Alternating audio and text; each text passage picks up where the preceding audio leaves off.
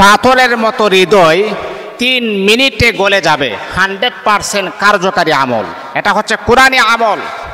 যেই মানুষটা প্রচুর পরিমাণে শক্ত, যেই মানুষের সাথে আপনি কথা বলতে পারেন না, আপনার বড় ভয়ভীতি কাজ করে, এই মানুষটার রাগ আপনি কখনো ভাঙতে পারেন না।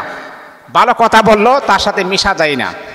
সে যত কঠিন হোক না কেন, আপনি এমন একটা কাজ করেছেন যে কাজ করার পরে ওই মানুষটার সামনে আপনি যাইতে পারতেছেন না। আপনি যাইলে এমনকি আপনাকে আঘাত করতে পারে, এমনকি আপনার প্রিয় মানুষ, তার মনটা আপনি ভেঙে দিয়েছেন। এখন মনটা আপনি আবার আগের মতো কিভাবে করবেন? পাথরের মতো শক্ত হৃদয় 3 মিনিটে গলে যাবে ইনশাআল্লাহ। এই আমলটা যদি আপনি করেন, এটা আমার কথা নয়, এটা কোরআনী আমল। তাহলে আমলটা আপনি কিভাবে করবেন সেই নিয়মটা আমি আপনাদেরকে বলে দিই। যত কঠিন মানুষ হোক না কেন, যেমন ধর অনেক সময় আছে যারা চাকরিজীবী, যারা চাকরি করেন, মালিককে আপনার নিজের আয়ত্ত নিয়ে আসতে চান, মালিক যাতে করে আপনাকে মহাব্বত করে ভালোবাসে বা আপনার আয়ত্তর ভিতরে থাকে, এই আমলটা আপনিও করতে পারবেন ইনশাআল্লাহ। কিন্তু খারাপ কাজে ব্যবহার করবেন না। এই কোরআনী আমল যদি আপনি খারাপ কাজে যদি ব্যবহার করেন, তাহলে বাবা উল্টা রিয়াকশন হবে, আপনার ক্ষতি হওয়ার সম্ভাবনা আছে।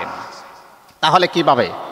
আপনি প্রথমে 3 বার দুরূদ শরীফ পড়বেন, যেটা আমরা নামাজে পড়ি দুরূদ ইব্রাহিম। দুরূদ ইব্রাহিম 3 বার পড়বেন, 1 বার 2 বার 3 বার পড়বেন। তারপরে আপনি ইস্তেগফার পড়বেন, আপনি 3 বার, 1 বার 2 বার 3 বার ইস্তেগফার আপনি পড়বেন। ইস্তেগফার কমপ্লিট হওয়ার পরে বাবা আপনি আল্লাহ পাক রব্বুল আলামিনের 114 খানা সূরার ভিতরে একটা সূরা হচ্ছে সূরাতুল কুরাইশ। পারেন না এটা? এই সূরাটা আপনি 3 বার আপনি পড়বেন। বিসমিল্লাহির রহমানির রহিম।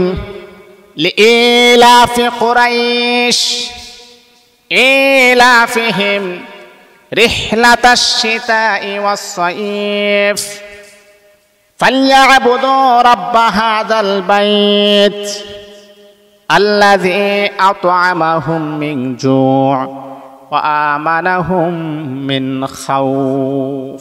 এইভাবে 1 বার 2 বার 3 বার আপনি পড়বেন। পড়ার পরে আবার শেষে আপনি 3 বার দুরূদ শরীফ 3 বার ইস্তেগফার পড়বেন।